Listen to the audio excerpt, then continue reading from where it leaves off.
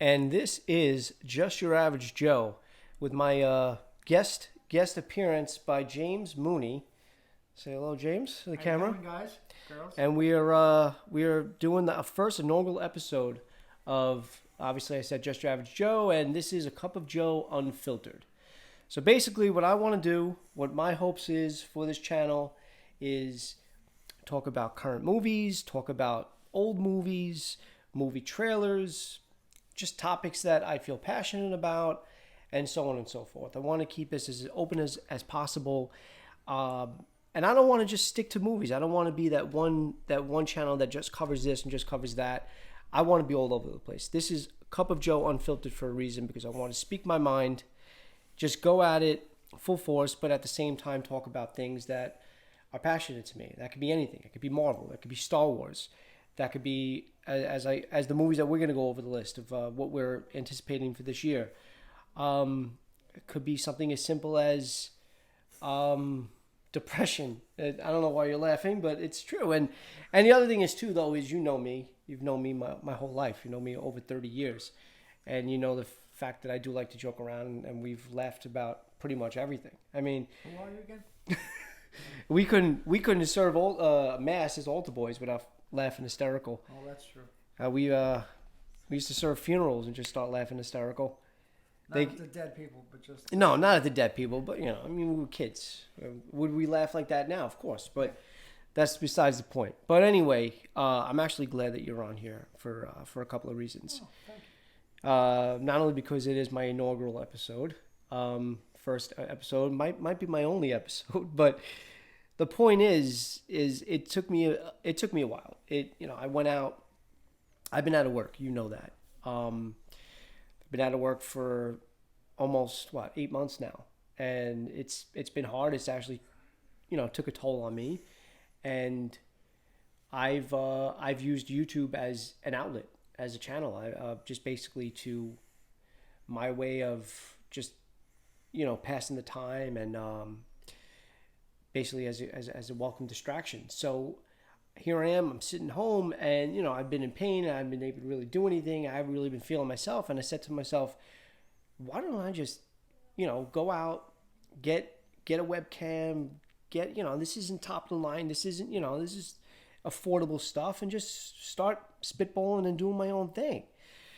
The problem is just I felt scared to go finally over that hump, and that's why I'm actually happy that you are here for that reason, not only to get me over the hump, but just basically to get me over the hump and get me started. So and as I said, what I want to go through is just I want to speak my mind. I want to speak about things that are not only passionate to me, but passionate to others. I hopefully build a good following, get some subscribers, and listen to you guys. Listen to what's going on in your life. What do you guys like? What do you want to talk about? Because that's what I want to do. I'm using this now. I know there are a lot of YouTube channels out there because I watch them. Most of them are catered towards my genres or things I like, whether they're Marvel, Star Wars, as I said, a lot of geeky stuff. But there are certain things that obviously you guys like and you want to talk about. But it's all about escape, and it's all about that welcome distraction, because everybody goes through their own things. Everybody has their own demons. Everybody's going through their own things in life. Absolutely. And this is my way of, if I can reach out to somebody and be that distraction for you, guess what? In the same breath, you are the distraction for me. It's my way of coping. It's my way of, venturing out and doing different things, but also my way of trying to connect with you guys, but also almost like a therapy, which I know a lot of us could use sometimes. I don't know if you want to weigh in on this. I agree. I agree. It definitely is it's an escape. You can use it as a form of therapy in a way. Because a lot of people don't realize that it doesn't necessarily have to be depression. It doesn't necessarily have to be labeled as anxiety, but sometimes you just need to, communicate with others. And I know it's easily said than done. There's a lot of social media platforms now with Facebook, Instagram, Twitter, now obviously YouTube, and a lot less one-on-one time with It's people. also and as a source of entertainment and an escape from reality in a way too. Yeah, and I know there's a lot of YouTube channels out there that do it for a living. This is their bread and butter. They make money, and hey, if somewhere down the line, if that's something that could happen for me, it's a welcome avenue. But honestly, right now, that is not my goal. My goal is I'm literally just your average Joe, as the title is, sitting here talking to you guys about things that I'm passionate about, things that I would like to talk about, that I see every day on other YouTube channels, that I would like to express in my own way. Whether it's movie reviews, whether it's reviews of movies that I just saw yesterday, or movies that I saw as a child, that I want to revisit and relive. It's something that's what I want to do on this channel. So we want to go over some of the things we want to talk about today. Sure, absolutely. Let's start with the top of our list. Let's talk about reboots and remakes, and basically, what do you think? We don't have to go that far back, because honestly, and we even said this, we can't even remember the things that, like, off the top of our head, basically. Not everything. We only were able to name a few. What movies would you say that were rebooted or remade, whether past or present? What do you think? What would you say is a success? What's the first success that comes to your mind? First, I would say the Halloween. Halloween. Definitely. Yeah, 100%. I think the way they did it with obviously bringing Jamie Lee Curtis back was a must. That was important. It was important, and we'll get to the other thing. What I'm about to say, I'm going to obviously go through it a little bit more in depth later. But is she older? Yes. And that's the problem with these movies, especially when they take 30 or 40 years to make a sequel or a reboot, per se. This really felt more like a sequel than a reboot, obviously. Whether she was older or not, her character is essential to the story. Very essential. And I think any other way of doing it, it doesn't work. And I think that's what a lot of other IPs, a lot of other movie franchises try to do. They try to capitalize on nostalgia, and they try to capitalize on bringing the old people back. And I'm going to go in and say it. I know you didn't see it yet. I actually just watched it a couple of days ago. Is Terminator Dark Fate. And yeah, and coincidentally, actually, I just watched Terminator 3 Rise of the Machines on Hulu about a week ago. I rewatched that, and I mean, it was bad. I don't think I thought it was that bad back in 2003. It wasn't terrible, but it wasn't great. No, I mean, we all agree Terminator 2 Judgment Day was the best. Yeah. And I'm not shitting on. I like the original. Yeah, I'm not shitting on Terminator, the original, but I actually saw, as a kid, I saw Terminator 2 before I saw Terminator. I don't know if that happened with you, because the original Terminator came out when we were 6 years old. Yeah. Terminator 2, I probably saw it when I was really young. Matter of fact, I probably didn't remember it. And then I saw like you would say, you saw part 2. Yeah. And then, I eventually went back and watched the original. And the funny thing is, not to branch off just for a little bit, but same thing with Nightmare on Elm Street. So the first Nightmare on Elm Street came out in '84. I was 6 years old. I was too young. I didn't actually see that.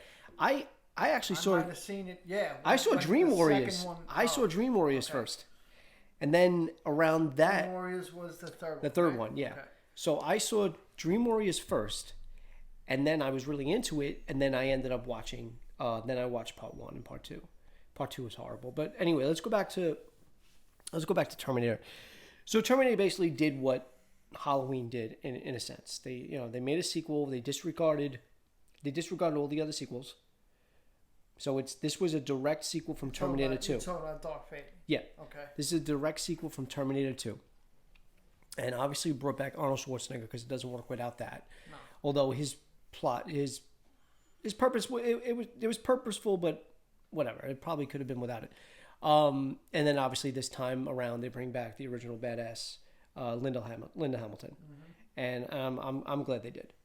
I wasn't really crazy about the female.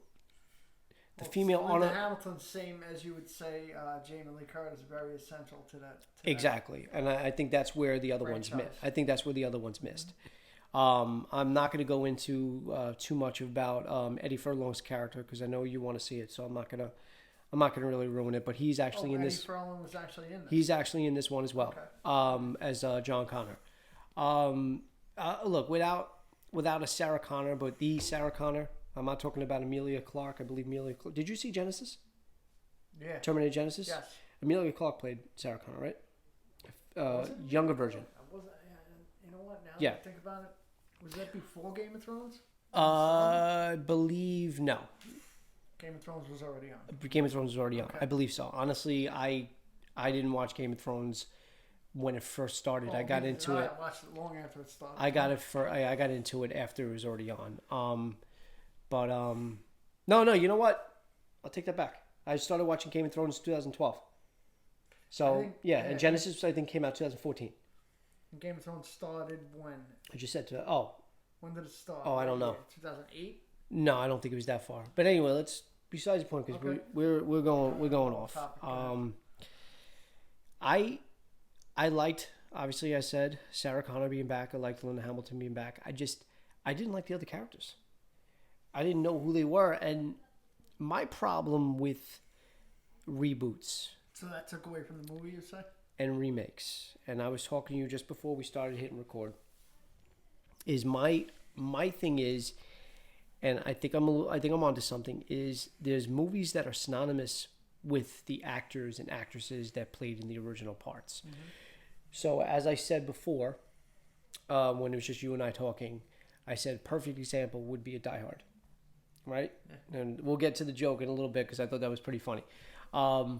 You have a Die Hard, whether it is, I mean, the last few Die Hards weren't good to begin with. But you take the first three Die Hards, and Die Hard 2 wasn't bad. It wasn't bad. It wasn't good. Obviously, 1 and 3 are probably the best in that franchise. I agree. Live Free, Part 4, Live Free or Die Hard wasn't that bad.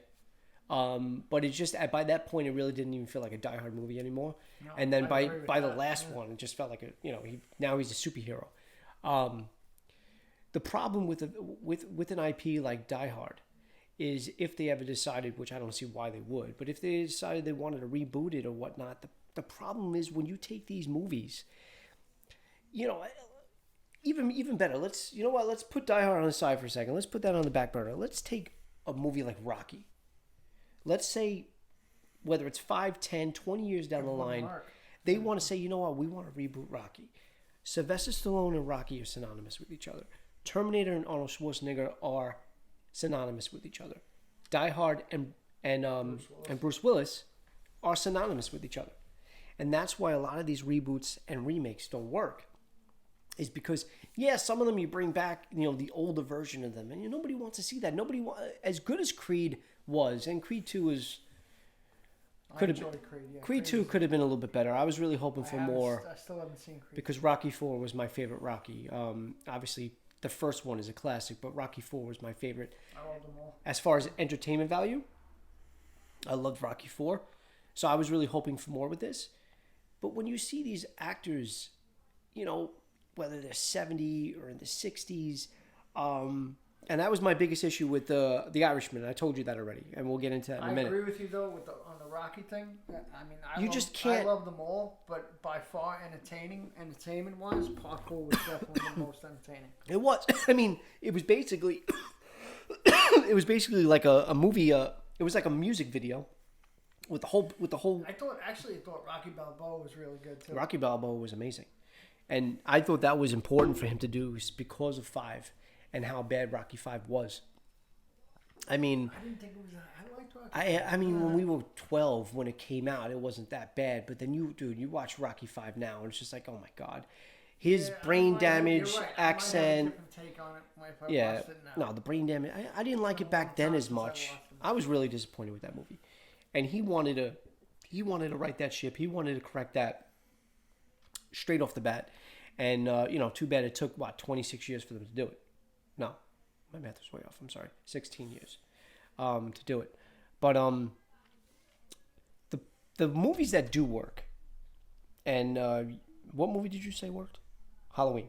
Yeah. And why does that work? Well, we talked about this is because not having to show a face of a character, the fact that those characters are behind a mask made it work. Yeah, I mean, obviously with any movie, a plot helps. If you have a good story or a good plot, it's going to help.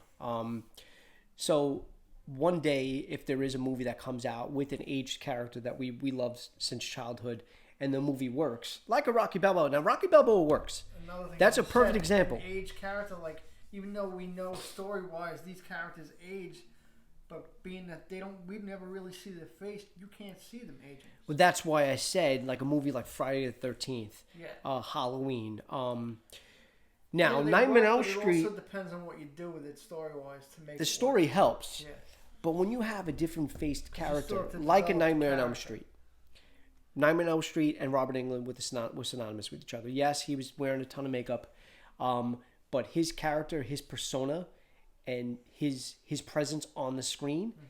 You know, granted, towards the end, they were all comical and it wasn't as scary as the first one was. I think the first one, part 1 and 3 were definitely the scariest. Yeah. Part 2, no offense, was the gayest. It really was. And that's actually a proven. I watched documentaries and behind the scenes of that. 4 and 5 too, though. Those are part 4 is probably my favorite, to be honest with you. But I mean, let's be honest, it's a lot of jokes. Yeah. It's more comical than anything. Yeah. And I thought it had scary moments too, though. Yeah. So then you take a movie like Nightmare on Elm Street when you reboot it. That's what makes a movie good too, is when you throw all that on the mix together. Yeah, I mean you need a combination of you can't just have. Comedy in there too. But I feel like Nightmare on Elm Street 4 and 3 balanced it very well, especially the first one. It was a perfect balance of your humor, but it was scary, you know, and that was the introduction of the character. I mean, it was a guy that, I mean, had I watched that original when I was 6 years old, I would have been scared shitless. I would have. I mean, it's a guy that goes into your dreams. Yeah. What Especially kid? as a child, when you're not supposed to watch these No, movies. and what kid wouldn't be afraid of something that you're going to see in your dreams? You're literally afraid to go to bed Never gonna anyway. wanna go to sleep. That's it. The earliest horror movie I can ever remember watching as a kid, believe it or not, and I don't know what my parents were thinking of. I might actually probably snuck into the living room and I probably wasn't supposed to watch it. Was The Exorcist. I mean, that was the if there was any movie that your young kid should not watch. The Exorcist is The original Exorcist is it. And I remember just matter of fact, I mean, I might be just going all out on a limb here, but that might be the all-time scariest movie of all time. I think so. The Exorcist. I think so. I mean, I could probably watch it now with the lights out and not be that bothered by it, but I mean, we're talking about, you know, almost over 40 years ago. You know, that's and that I mean, there were rumors and stories about people having seizures and passing out in the movie theater because they were too scared. Yeah. So I don't know. But getting back to the Nightmare on Elm Street, what do you call it? Well, we were talking about that with the reboot. Now, Jackie Earle Haley. Haley, yeah. I thought did a great job. I did too. I think he's a great And actor. if there was anybody that was going to take over for Robert Englund, I think that was it. Yeah. I think story definitely hurted that movie a little bit more. Yeah. But also, too, it wasn't Robert Englund. Possibly the director. It wasn't Robert Englund. I can't remember. I think it's Hulu. I can't remember what, or HBO. One of the streaming services has it. And I started watching. Netflix has it, I think. Is it? Then maybe it was Netflix. I started watching the very first few minutes of it, and it was already at the part where she's at the classroom after what's her face died, after Tina dies. Yes. And she briefly falls asleep, and he starts talking to her, and then like that's when she wakes up and whatever. Anyway, I was just like, it was dark, and his persona, his version of Freddy was scary, but as I said, it wasn't Robert Englund. It wasn't the same, and that's where I feel like a lot of these. So going back to Terminator: Dark Fate, is you bring Linda Hamilton back, and I don't care about how aged she looked because she was badass in this movie, and I knew she was going to. Linda Hamilton is one of my favorite characters in the original movies. In fact, the first one was really all about her anyway. You know, It was about her. Yeah. But when you see Arnold Schwarzenegger come back on the screen and you see how old he has gotten, and you know the movie's not really about him anymore, and he's pushed as a side character. He's helping. Don't get me wrong. He is part of the plot. But the problem with these movies that we fall in love with, and we fall in love with the characters sometimes more than the film itself. Absolutely. And the characters are bigger than the film. Than the movie, yeah. The bigger than the production. Bigger than the film itself. And then that's where I feel like these movies fail. So, going back to successes, what else would you say is a success as a reboot? Um, Now I know it's hard to think, and it's going to be Yeah. probably And honestly, I trying just to give you a think. couple of minutes. the top of my head. I'm gonna go with one that we spoke about on the phone, and I told you I actually watched there were actually remakes that I watched not even knowing they were remakes. And one of them is, and we just talked about this on the phone, was I Spit on Your Grave. Oh, perfect. I thought that remake, It was very because good. I watched the original after that, and I was just like, oh my god, this is horrible. Yeah, I love the original. Yeah, I thought the remake of I Spit on Your Grave was really good. definitely good. Definitely good. The second one was good. The third one was just like, yeah. It wasn't bad. It was watchable.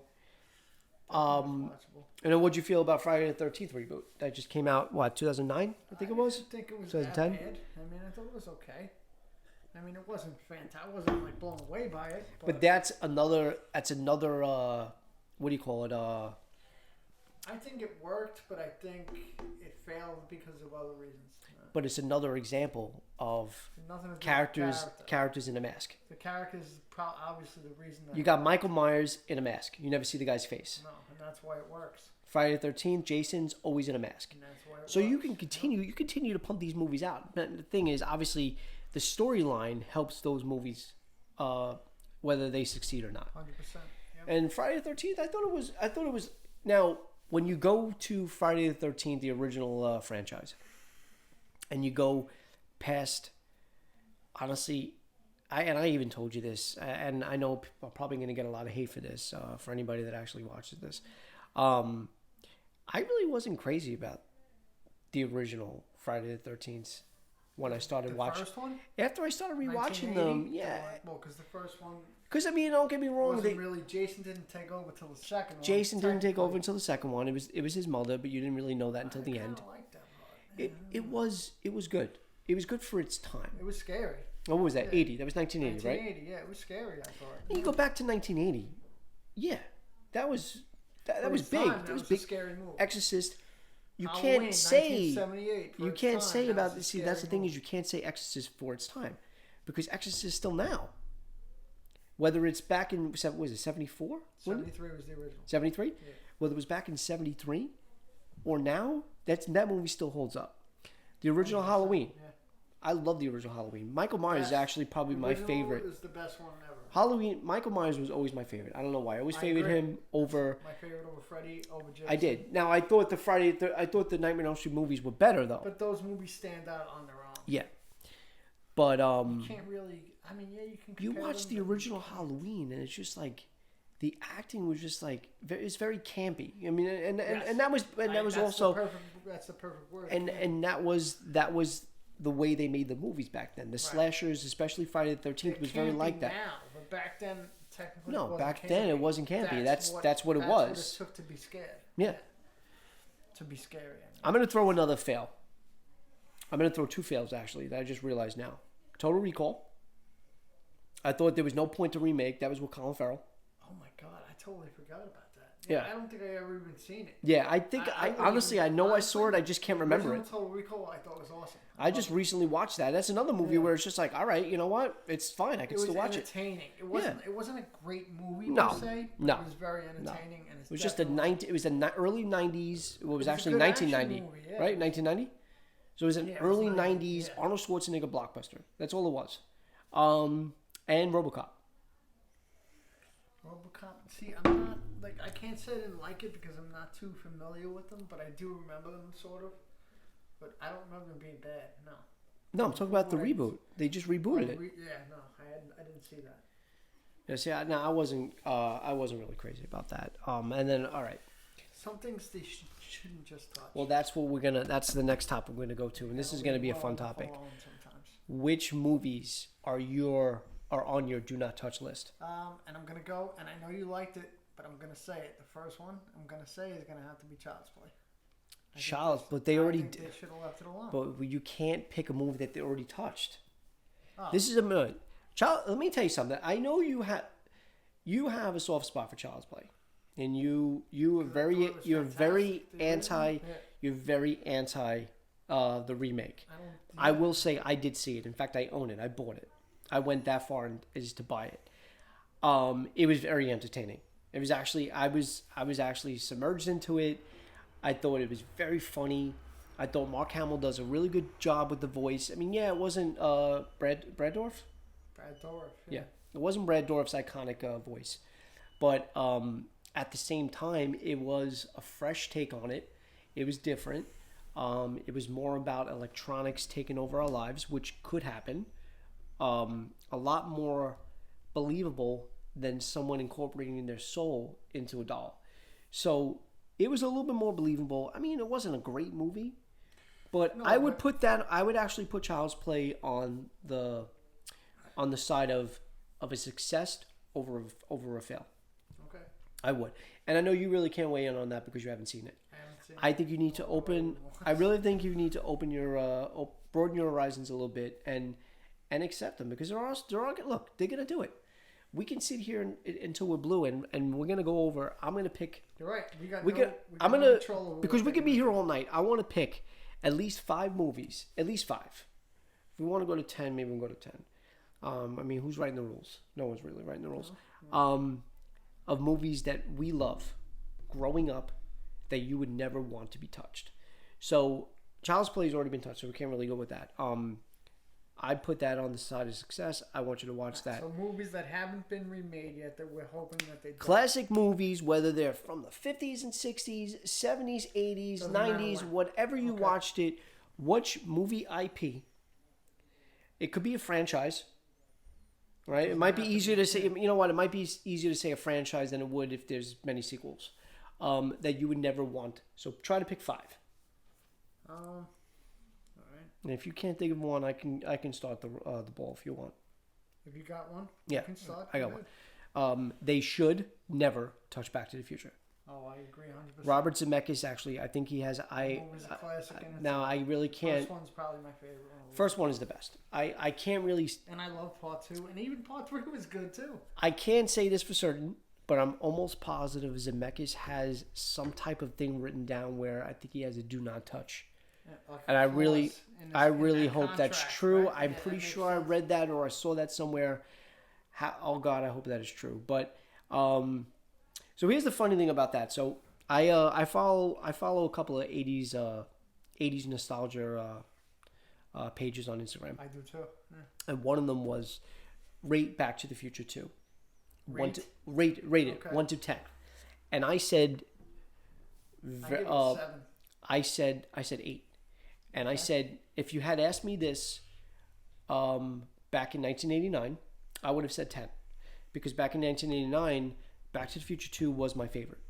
Yeah. But that was because of the whole, oh my God, they're in the future, this, and that. Yeah. You take the Back to the Future 2 plot, and it's just like, what?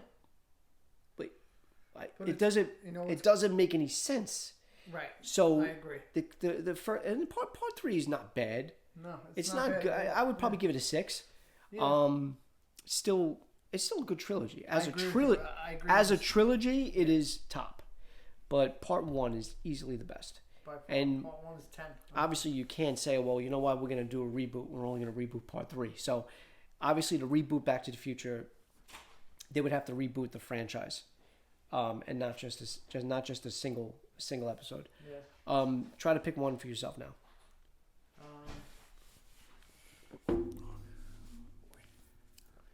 I mean, it's not. It's any movie that you were growing up. You could even pick what we were saying, Jaws, if you wanted to. I mean, I don't want that to be your choice. Honestly, okay, I'll give you one. Stand By Me. All right. Untouchable. No, I don't know about Untouchable, but that's you know what? It's funny because that's actually probably a movie that they will end up redoing, and they'll probably use a bunch of the kids from and I'm not it. Well, they're in Stranger Things. I was going to say Stranger Things. Probably use a couple of the kids in Stranger Things. But Stand By Me is a good choice. I'll give you another one. La Bamba. La Bamba, yeah. I mean, it's another one that they could possibly redo. I mean, I really wouldn't call these movies classics. I was thinking it's an '80s classic. I think so. I love them. All right, I'll give you my other one. Breakfast Club. All right, Breakfast Club. But that's you know what though? St. Elmo's Fire. I wouldn't want them to touch Breakfast Club because I liked that era and I liked obviously the Brat Pack. It was probably my favorite movie of the Brat Packs. I really The wasn't. Outsiders. They shouldn't remake that. But these are movies that can be remade. Yeah, but it's not something you hear people talking about. So this is what we're going off of. I'm gonna go with The Godfather. I agree. That's another movie I feel like should never be touched. No. And I'm not saying it can't be made. I mean, it's But just. it probably would but happen. it's a movie that I watch. I try to probably watch once a year. Now it's funny though because a lot of people, and this including myself, when I first watched the originals, back when they were on, I actually favored part 2. Always. And everybody always says, oh, it's the one part where the sequel is actually better than the original. And I retracted that like maybe 15, 20 years ago. I think 1 and 2 is both better than part 3. No, part 3 is horrible. Part 3 is horrible. I think we can all agree that part 3... it's funny, though, because I have to watch all 3. When I watch them, I have to watch all 3. Oh, yeah. I can't watch 1 and 2 and not watch 3. It is just horrible. But what I was saying was... You have to watch 3. Part 2, if you break it into half of movies, the beginning half, when De Niro plays a young Vito Corleone, that is probably better. And better than anything in part 1.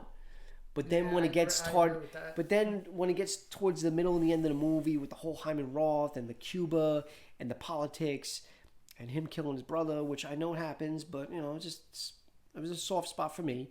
I just think the first movie, the iconic. I mean, I don't know if the camera shows it, but I mean, look at that. Look right there, with the. Yep. I don't know if that actually picks up, but anyway, that's a poster of Pacino in the Italian restaurant. Shooting the what was it, captain? Who did he shoot? It was the captain, right? Yes. Shoots the captain in the head and Salazzo, right? Was it Salazzo? Yes. And then he drops the gun by his side, and that was when the iconic taking the gun from behind the, from behind the toilet. So right. I would never want that movie redone. All right, try to get to you. Another one. Go. And it's actually happening. And I know you're not particularly a huge So fan if it of is happening, why talk about it? yeah, that's true. What I want to know. Scarface. Would they redoing Scarface? Yeah. This would be the 3rd or 4th time they're doing it. Well, that's true because Scarface was. Wasn't this like a third? Wasn't there 3 versions? Wasn't Pacino's the 3rd, or only the 2nd? Pacino's was probably the 2nd. All right, so then this is the 3rd one. But why are they redoing? I'm actually okay with it. I wasn't crazy about the original Scarface. I know I'm gonna get hate for that too. I wasn't crazy about it. Pacino was phenomenal in that. I'm not saying he wasn't. Honestly, I don't think anybody can Him as Tony Montana was incredible. Iconic. Let's see. What else? Let's go. I actually said one we can talk about it, Jaws. Yeah. Oh yeah, perfect. Why remake Jaws? Because I feel like if you remake Jaws, what is it? It's gonna be like The Meg. Is Jason Statham gonna be in that too? Yeah. I don't know. It's gonna need a bigger something. I'm gonna need a bigger boat. I don't know. I just feel like there's so many. I mean, I'm gonna name a few other classics. These are my classics that I would never want touched. And it's just We can always revisit this and go back to it too. any of the Indiana Jones. Yeah. The Indiana That Jones should be- franchise, yeah, that should be- because again, and that goes back to what we were saying would be before. bad. Then is that Indiana Jones and Harrison Ford are synonymous. Absolutely. Iconic character. I wouldn't want them to reboot. I'm okay with sequels because obviously they made sequels, but they have to be done a lot better than they were. Star Wars, I just don't want them to redo them. Star Wars is another one that the original trilogy of George Lucas should never be touched.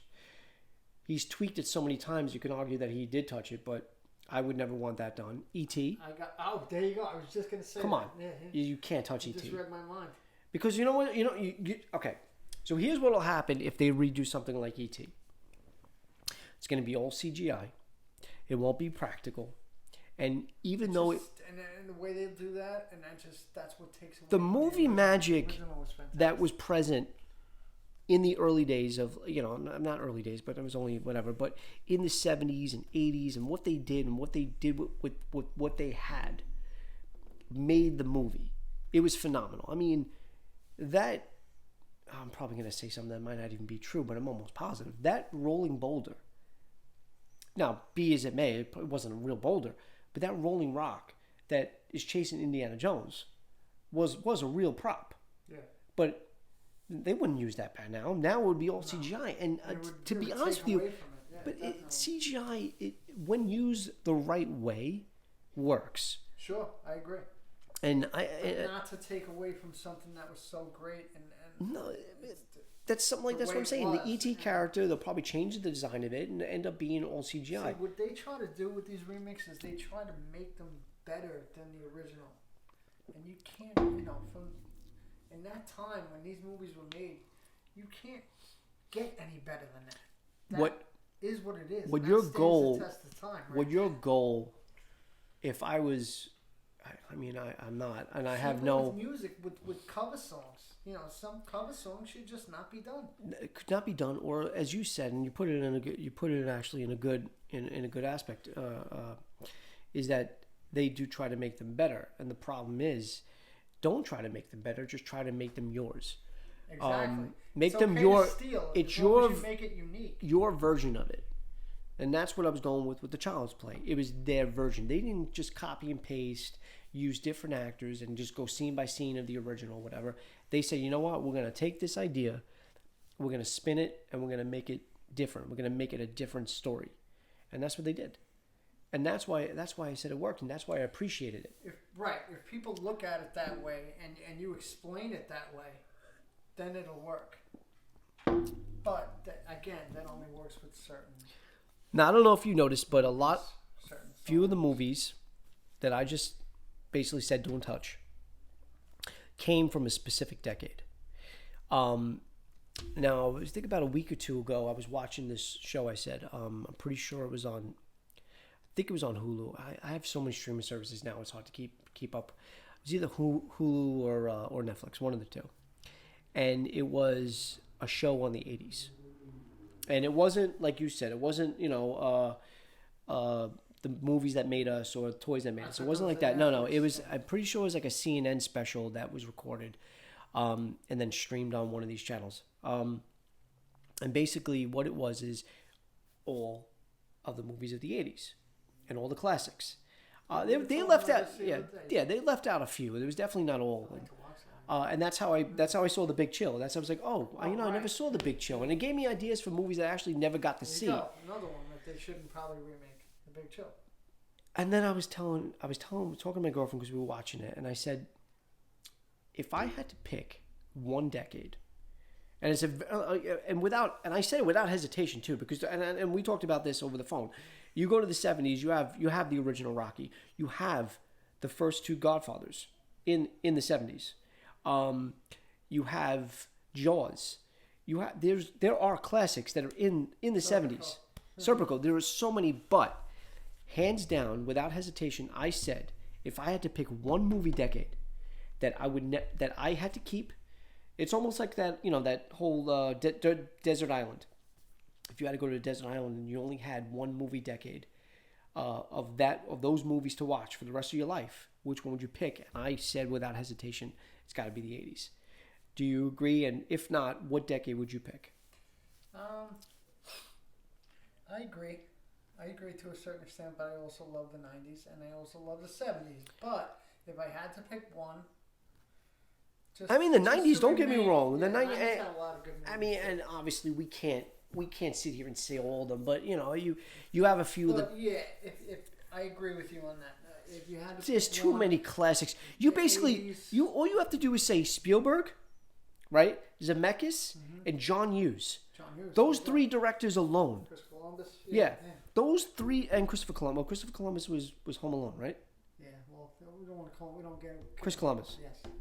He was because the other one he falsely found Earth. he falsely found America. Anyway, no.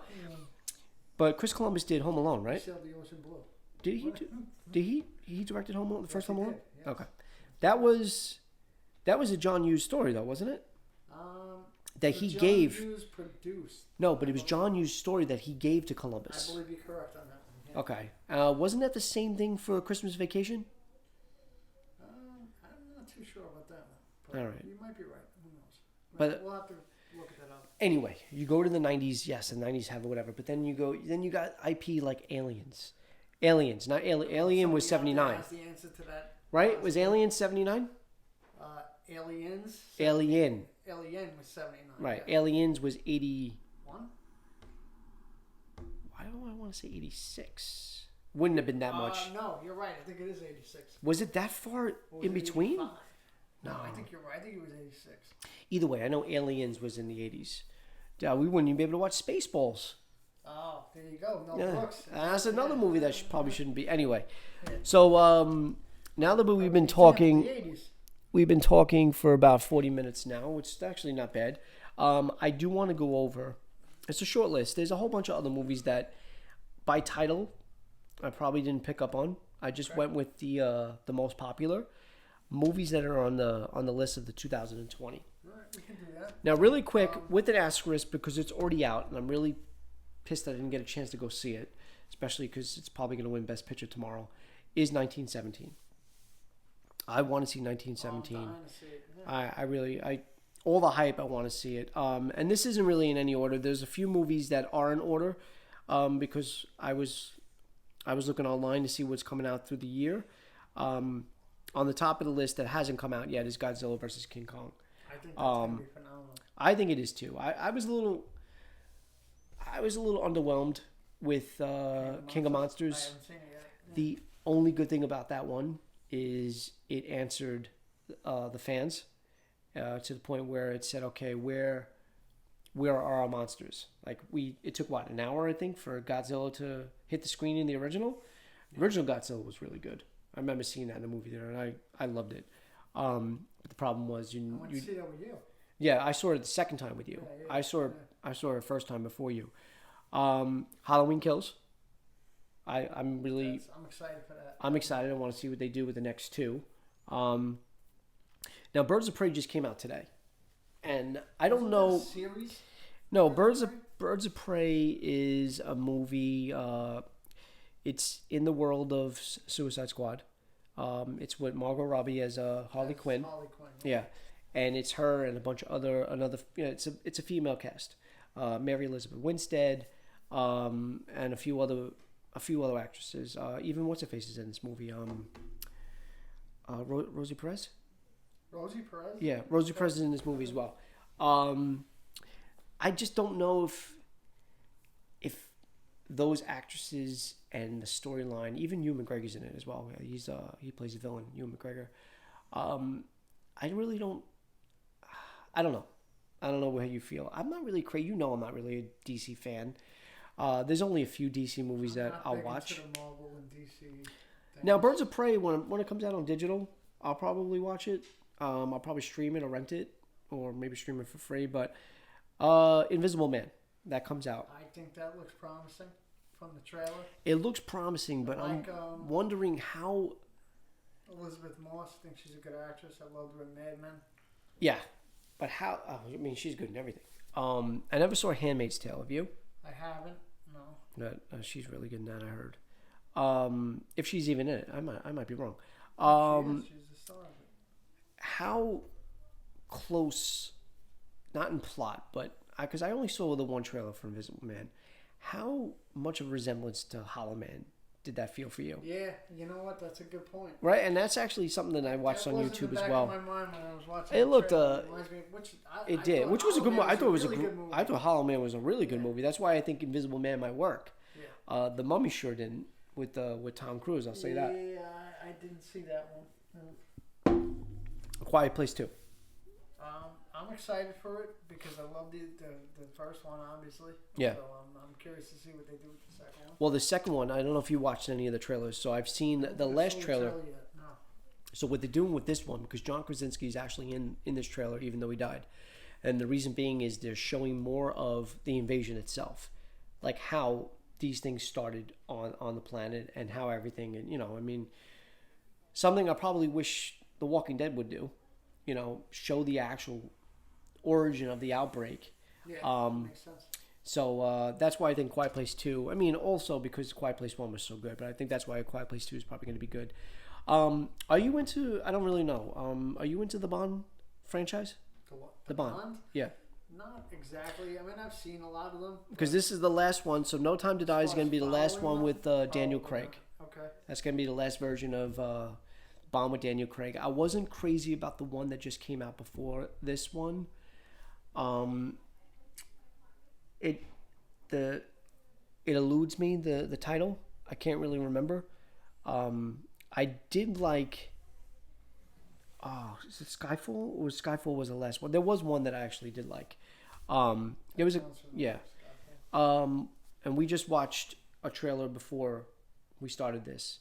Saw.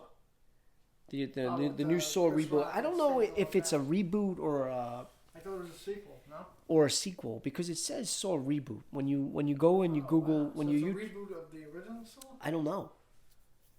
I'm not sure how. I don't know if that or original Saw was excellent. if Jigsaw is already dead. I really don't know how they're gonna do it.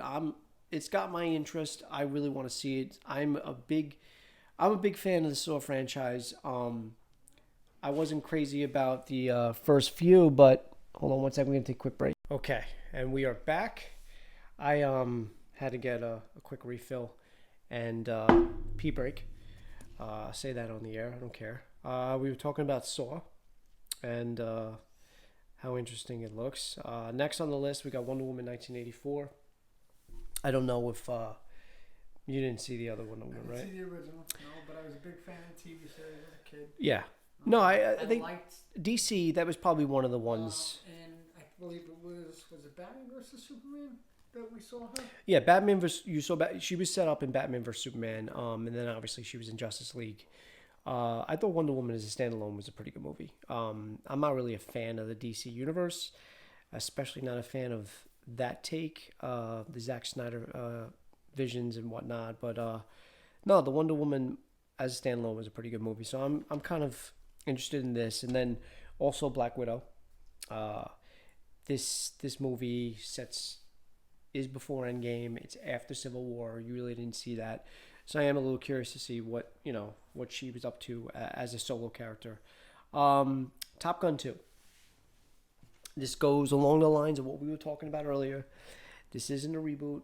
This is a sequel. It's a sequel. It's one of those sequels that were happened like 50 years after the original. That's what I'm saying. That's the problem with the sequel. I don't know how you feel about Mission Impossible movies. I'm a fan. I wasn't really crazy. So funny backstory, and I actually like the second one. I like them all. The funny backstory is I actually saw Mission Impossible 1 in the theaters on the night that I was supposed to go to prom. It was my high school prom. Did not go. Ended up going to the movies with my friends, and we ended up getting into a car accident that night. No drinking. We were just young, and I was stupid, and I made a left turn when I wasn't supposed to. So that was my night. Mission Impossible, I wasn't crazy about it when I first saw it, but I recently rewatched all of them because I wanted to get caught up before I saw, not Ghost Protocol. I think it was Ghost Protocol. I wanted to get caught up because I didn't see, I think, 3 or 4. But let me tell you something. The last one that just came out, the one that just came out like a year or two ago, amazing. And let me tell you something. I know people...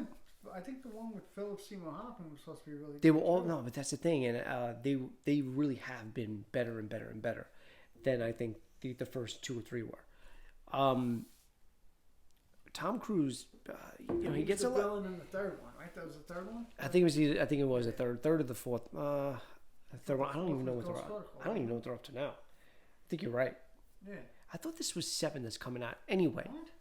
without going into our phones, let's just stick to whatever we were talking about just now. But I know Tom Cruise gets a lot of a bad rap about his Scientology, how weird he is. He's a very weird dude. Don't get me wrong, but his commitment. And he does his own stunts. He's a maniac. He's insane, He is insane. So I think, and why I went to the Mission Impossible, why I brought that up, is because I feel like this is just going to be Mission Impossible with Top Guns, with that Top Gun feel. And don't get me wrong, I loved Top Gun.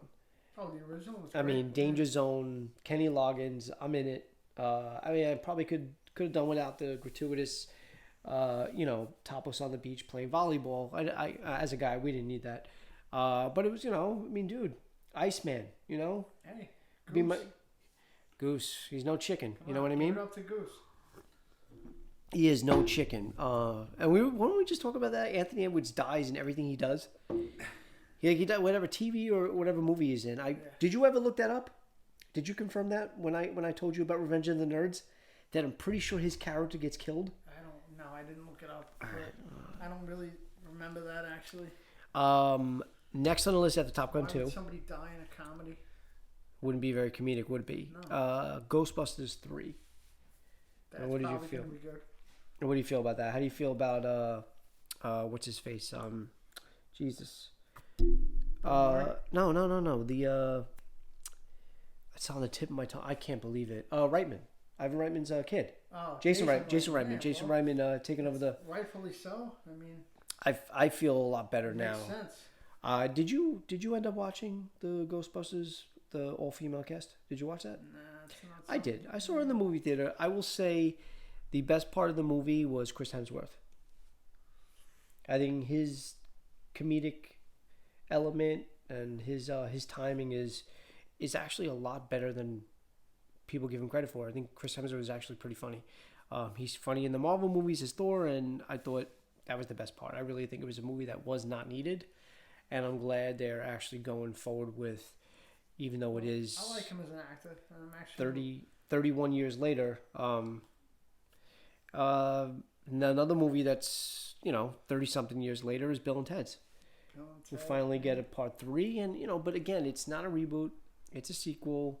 The original people in it, I don't know how good they're gonna be, how good they're gonna look, especially after seeing Keanu playing John Wick the last few movies. Yeah. It's gonna be hard to. I mean, he could do it. I'm just. He can play He could play anything. I mean, I shouldn't have said that, but it is. Yeah, it'll be fine. The Conjuring 3.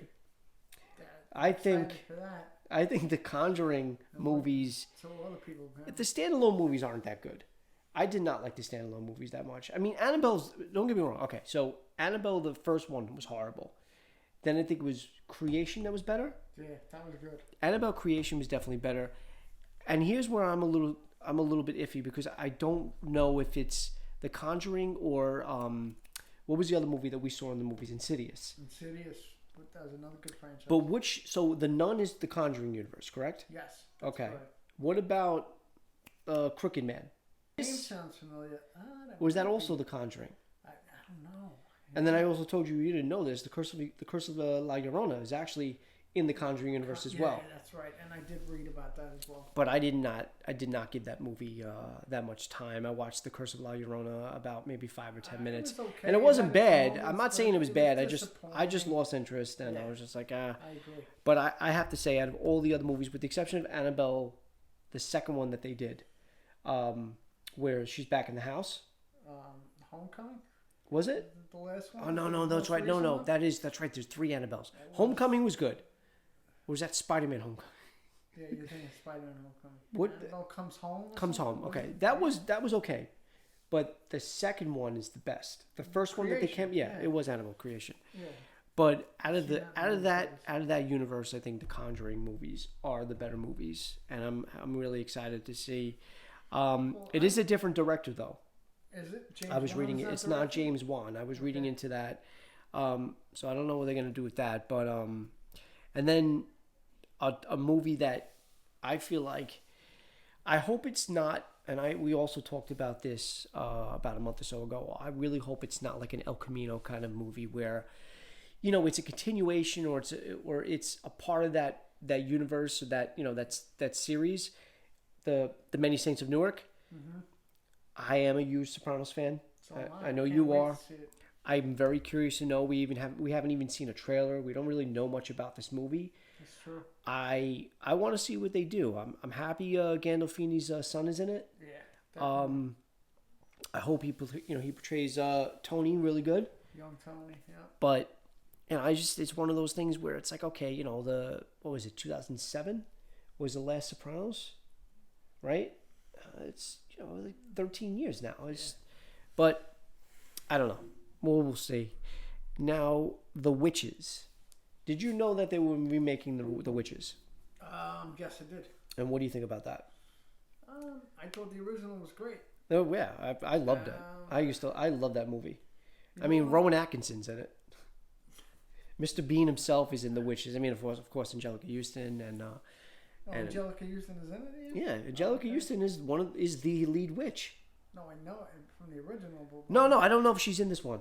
No, I'm saying I Rowan. thought you were talking about the- No, I'm still talking about the original. Rowan Atkinson's in that one. I'm not saying that. I don't. know that. Yeah, I didn't Yeah. remember that. Wow. He that's plays. Wait, does he? Now you got me second guessing myself. I thought you meant he was in the remake. That's what I No. thought you were like, I'm like 99.9% sure Rowan Atkinson's in it. Okay. All right. He works in the hotel or the restaurant they're in. He oversees like It was so long ago. It was before Mr. Bean, so it was before I would have never even knew who Roman Atkinson I think was. Mr. Bean was previous than that. I think Mr. Bean was a series before that. Maybe in the BBC realm, possibly like a Benny Hill type. Now we got 2 more movies on the list. Right, one I had not seen, and we were talking about this before we started. This was Dune. I did not see the original Dune. I do remember. So Dune is being remade. Dune is being remade. Yes, I do remember having pajamas as a kid. Pretty sure they were like a light powder blue, probably a onesie because that's how my mom dressed me. I was 19. I wasn't, and then it just said Dune, and I remember nothing. I don't know anything about the series. That's all I remember is having pajamas that say Dune. Apparently, it flopped. It was a cult classic. It's a cult classic. I think it's. Yeah, I'm pretty sure it's more recognized as a cult classic, and it wasn't what the books were. So I have really no, and honestly, I really can't say anything about it because I didn't read the books either. But I'm interested because again, I didn't see. There's a lot of classic movies that I didn't see. Like my dog Anakin. Anakin, say hello. Yeah, say hello. You have a kiss? Thank you. There's a lot of movies that came out in the 80s that I got reminded by that TV series I watched, the CNN special, that I'm glad I get to revisit. Dune is one of them, and if I'm going to have to see it in the form of a remake, so be it. Most times when that happens, honestly, when I watch a remake prior to watching the actual classic or the actual original. Who's doing the remake? Does David Lynch have anything? I don't know. Okay. But I end up liking the actual remake more than the original when I actually go watch the original after watching the remake, if that makes any sense. And then finally, again, we did leave other ones out that I'm anticipating other Marvel movies like the Eternals and stuff like that. But I wanted to keep within my audience because I know you really don't know much about those. Coming to America 2. I'm excited. I've still yet to see the My Name is Dolomite Netflix the Netflix show with him. I'm a huge fan of Eddie Murphy, and so am I. And anything he does is great. And the other thing he's coming out with after this supposedly is another Beverly Hills Cop. Yeah, I mean, go straight to Netflix. I mean, that's just again. I wasn't crazy about Beverly Hills Cop 3. I didn't think it was bad. I didn't think it was good. I loved Beverly Hills Cop 1. I actually did like a lot. I did like Beverly Hills Cop 2 a lot as well. I like the first one the best. No, the first one was definitely the best, but I actually did like the second one as well. Too. Yeah. But Coming to America 2 is one of those movies where, did they wait too long? Again. And is there a point? Like, was it a necessity? Did they really need to make a sequel? Because, okay, you end the movie, you end Coming to America, the original. Did you say, oh man, I really want to know what happens next? Or I really want to hear more, I really want a continuation of the story. Or, it didn't really give you that, oh, I'm begging you for more. There was no cliffhanger. He gets, the father's the king, so he amends the rule. He gets the girl he actually wants to be with. And, they live happily ever after. She becomes a princess. So I just don't feel, I don't know anything about the plot. And I'm probably, I'll watch a trailer when it comes out because I like to watch trailers, even when, they do tend to ruin the movie sometimes. I'm curious to know what the plot's going to be about. Sometimes the best parts are in the trailer when you go see the movie and say, oh, yeah. There are certain, that could be a YouTube video all by itself. Mm-hmm. Just trailers that probably put a little too much into it, where you're like, okay, I might have enjoyed that more seeing it. Yeah, I might have enjoyed it more seeing it in the movies. The first thing that comes to my head, and there's been so many of them, especially within the last 10 years. But one of them that comes to my head right off the bat, and then we'll talk about one other thing before we wrap up. In the movie Avengers in 2012, there's a scene that was in the trailer, and I didn't think it at the time it was going to be a big part, but it was the very end scene where, you know, Tony saves the day. He brings the missile up into space right before the portal closes, and then he loses oxygen because he loses altitude because he's in space. He freezes up, and he just what do you call it? Annie, leave him alone. Come on. He just free falls from space. So he's free falling from space. They don't know what's going to happen. They think he's going to just fly, regather himself and whatever, but he never does. You see Thor start doing this thing with his hammer, and then, of course, right away you see Hulk lunge, grab him, save him, catch him, and then bring him down. But that was in the trailer. And that's a point where it's like, had that not been in the trailer, that might have been a little bit more of a surprise. And I just think that that's what trailers do nowadays. They really do spoil the element of surprise. You know, they might leave out certain big things, but there are a few things that you'd be like, that might have been fun watching it for the first time in the theater. So you wrote down on our break, about TV series and then the reboots and remakes of TV series. What do you mean by that? You mean by current? Like, are you talking about like a Hawaii Five-0 kind of thing? Yeah, or could be. Are you talking about shows that you wouldn't want rebooted or remade, like Friends? Either way, yeah, we could do a topic on either of those. And I can't really think of shows. Oh, that actually reminds me. This is Knight Rider. This is totally off topic, but I did not know this because I told you I was watching Odd Couple last night on Hulu. Yeah, they did an Odd Couple. They actually redid an Odd Couple. Yeah. With what's his face?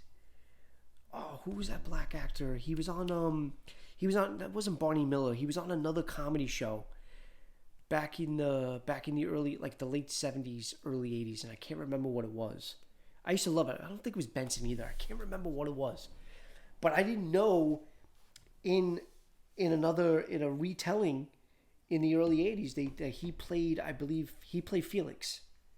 Wow, I didn't know that. He played Felix Unger, and then another guy. I talking about the remake they did with was it Matthew Perry? No, yeah, I didn't know that. See, that's the other thing too. I never watched that. I never watched that. But that's actually really good. That's a good example.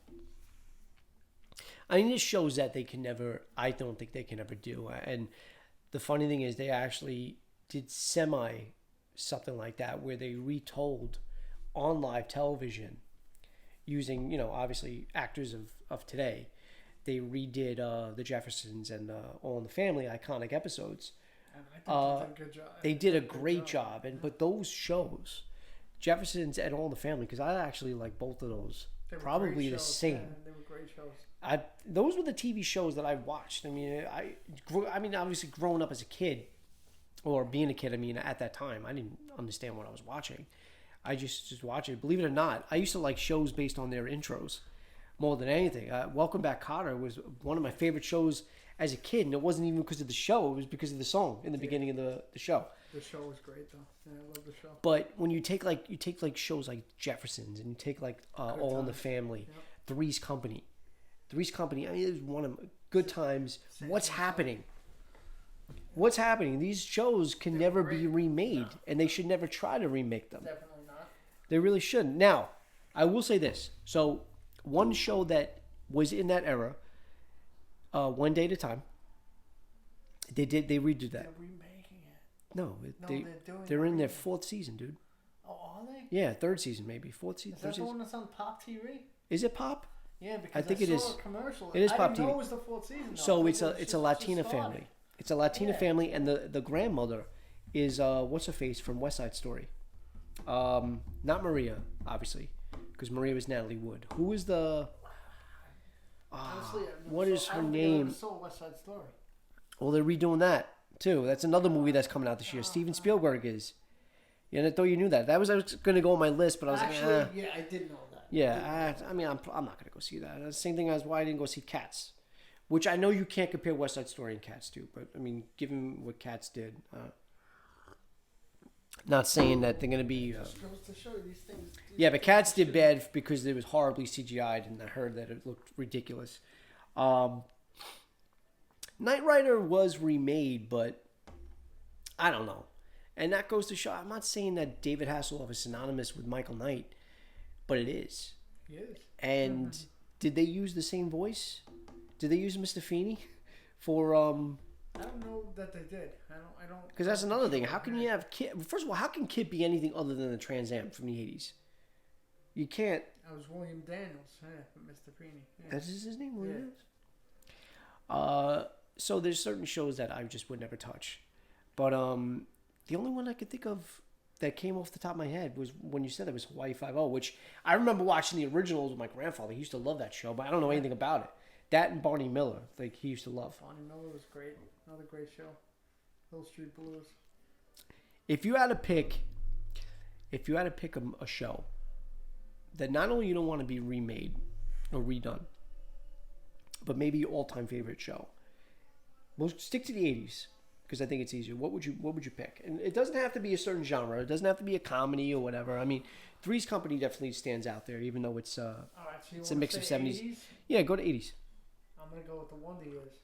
I love the Wonder Years. Yeah, and the Wonder Years is a good choice. Wonder Years was a classic. I don't think they should ever try to remake that. No, and I don't Family think. Ties is another And one. Family Ties that was my number one. Growing Pains. I don't know why.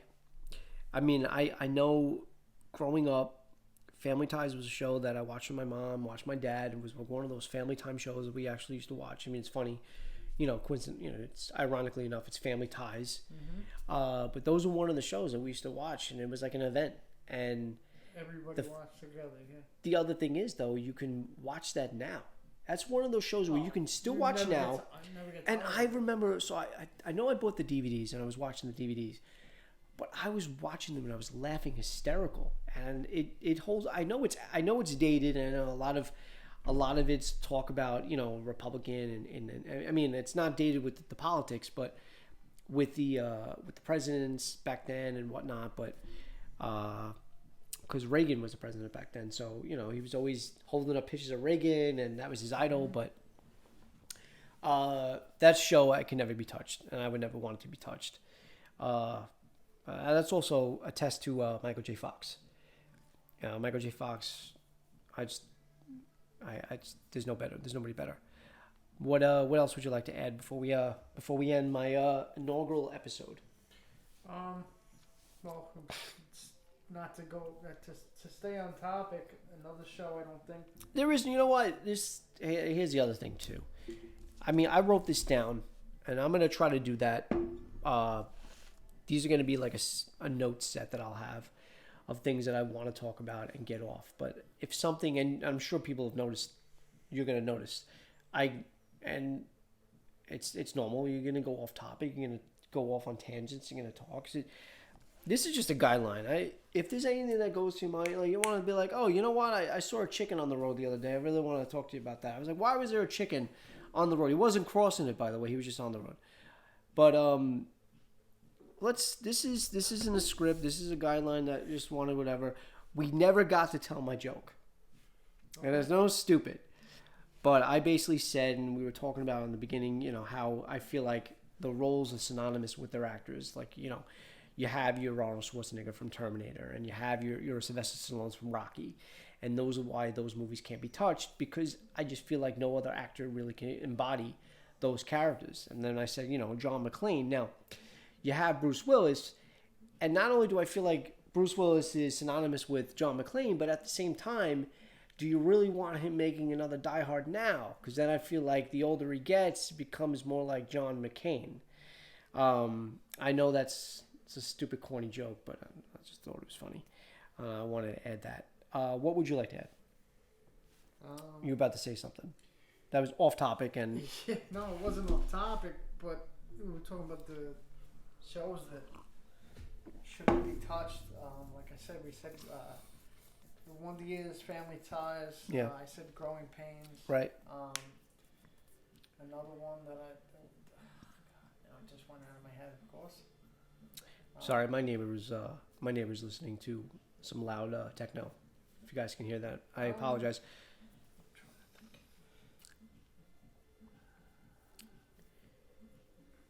No? I'm drawing a blank. I'm sorry. I do want to go on one thing, and then we really have to because it's almost. I think it's over an hour now.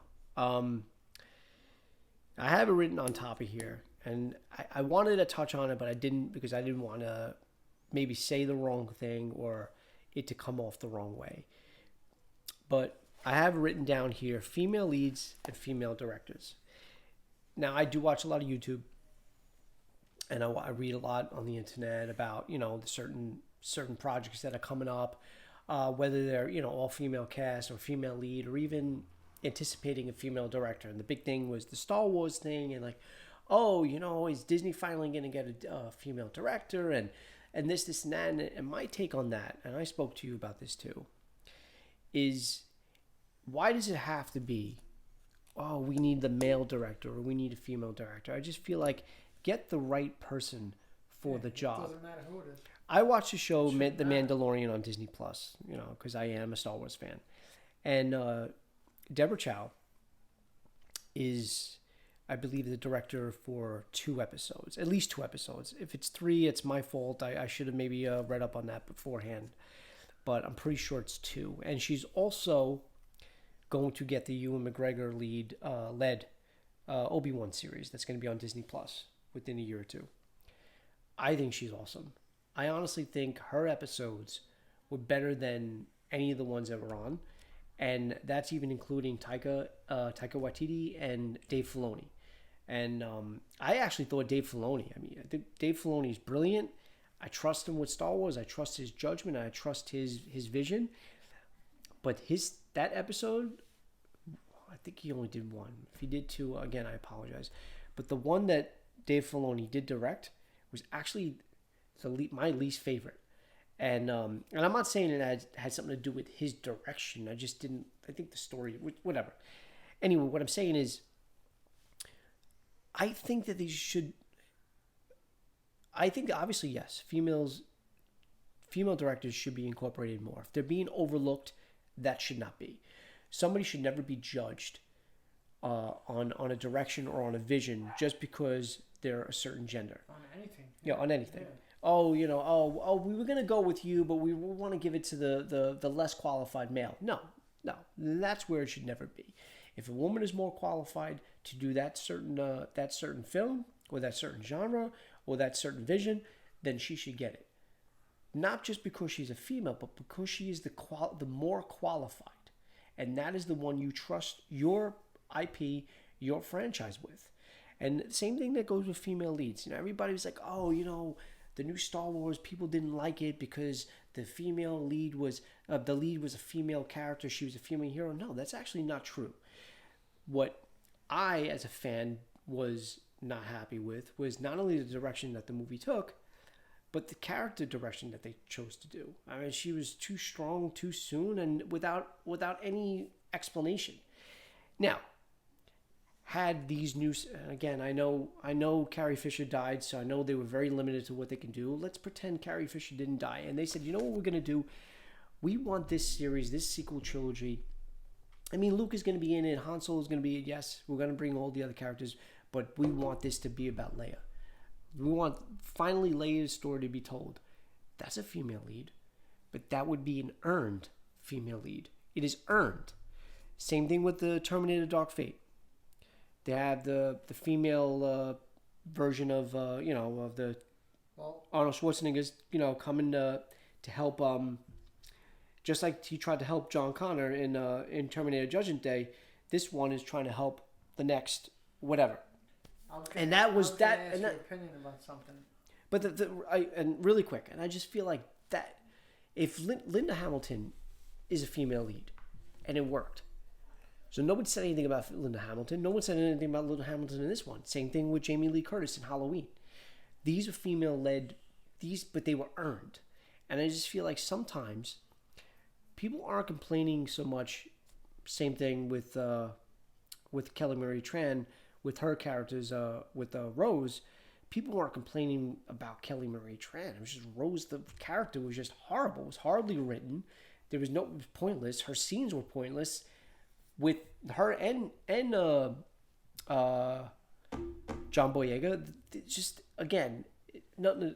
I know I'm going on a tangent, but my point is, I don't think female leads are the issue. I don't think female directors are the issue. Nobody's saying, "Oh no, I'm not going to go see a movie if they have a female director," or "Yeah, you know what? All these new movies should have female directors because we need more." No, go with who's more qualified, and go with who you think is going to take your vision to the next level. And that's all I want to say about that. And again, I feel like Deborah Chow,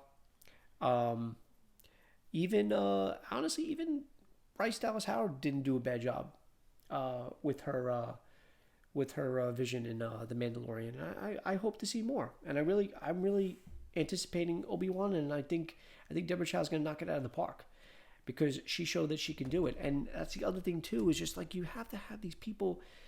Sometimes it's good to have people that are just as invested in a franchise or in a movie as we are. You know, you want somebody that's going to be a fan of Star Wars to helm the next installment, whether they're in the movie or streaming on Disney Plus. You want somebody that's just as passionate about it as we are, because if not, then they don't know. They don't know what it's about. They don't know how it is to be a fan. They just are there to put money in, butts in the seats, make the money for the studios, and that's it. And they can care less about how we feel and what we think. So that was my little take. I want to ask you a question before we go. Since you brought it up, when we're talking about the Star Wars, I know you're a fan and everything, and you were saying about Leia, and if they were to tell Leia's story separately, who would think would be a great choice to play Leia? Well, that's the other thing. It's just, you can't. Sadly, you really can't touch it. I know. But you don't think that they're probably going to do it? They might. I wouldn't put it past Disney, but I just, first of all, Carrie just died just over 3 years ago. So for them, they didn't even want to mess around with it too much in this one. They were able to use old footage from unused footage from episode 7 from back in when they were filming 2014, 2013, whatever they were filming. They supposedly didn't have any unused footage from The Last Jedi, and that was the movie that came out right after she died, a year after she died, which I was very, and this is totally off tangent, I'm sorry, but I'm going to say it because you brought it up. I was very surprised that they basically had a full year from when she died up until the release of the new movie that came out, episode 8, The Last Jedi.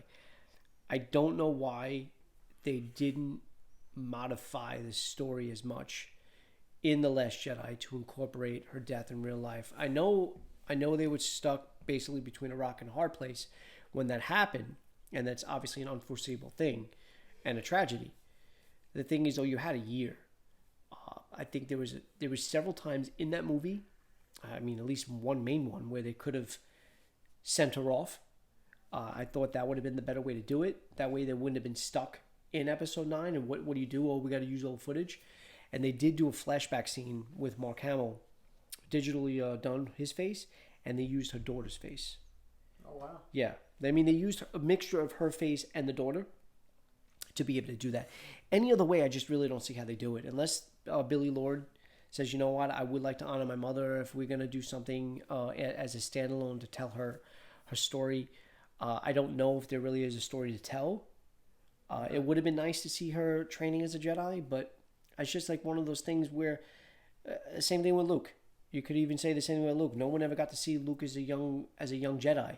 We're cut off right after Return of the Jedi, unless you read the books, which I haven't, which Legends and whatnot, but that's the only way you know the stories. Right. Besides that and the video games, they had this cool part of the storyline in Battlefront 2 where you see Luke as a Jedi and doing whatever, but you're never going to be able to see that either. And there were talks about doing a series with him. I know Sebastian Stan was has been mentioned because his face, sort of like his facial features, sort of resemble Mark Hamill when he was younger. So there's a way to do that if they want to do that. But I just feel like because Mark Hamill's alive, it's easier to talk about than it is somebody who died. Yeah. And it's. I mean, if you were a family member of somebody that died, would you really want right away? Who knows? Maybe years down the road, who knows what technology is going to come up with? I mean, look what they tried doing with The Irishman, which is definitely another podcast, if you will, whatever I'm going to call this. But who knows what technology, years down the road, what they're going to be able to do and what they were going to be able to bring back. What I don't understand, and you can tell I'm a Star Wars fan. You can tell that I really want to talk about that more. I am going to just bring up one more thing.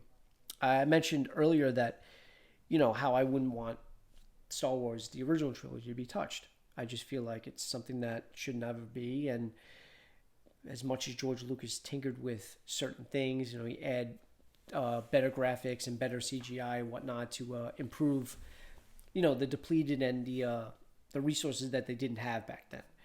I just feel like there could have been things he should maybe fix.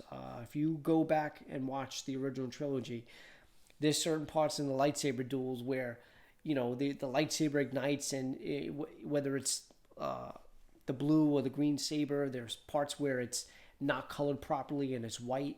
And it's like you're going to go back and you're going to redo the Han Solo and the Greedo altercation where, Han shoots first and whatnot. And but you can't edit and you can't fix simple lightsaber lighting to make it look a little bit more up to date. Even and if I get backlash for this or not, it is what it is. But even the scenes with Luke and Vader fighting, or Luke and Vader and Luke and Obi-Wan in A New Hope, it's just like it's so stiff. And I know that's the vision that George at the time was going with. He let them know that was his direction. He was like, they're like heavy medieval swords, so they're supposed to be heavy, and so you got to swing them like the heavy. But if you watch episodes 1 through 3, and even Rogue One, before A New Hope, and if you watch it in that order, it's just like, okay, it wasn't an advancement, it was a regression. It was like these Jedi went from doing turbo boost speeds to force jumping to fighting like that. And maybe somewhere down the line George Lucas can figure out a way to digitally maybe enhance those fight scenes. I thought, and there's actually a fan-made film.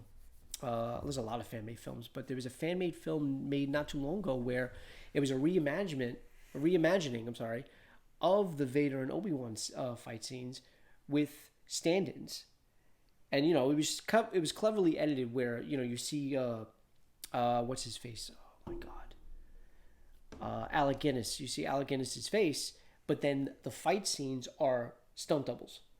So I just feel like maybe if you're gonna do George, if you're gonna do any more editing, do something like that.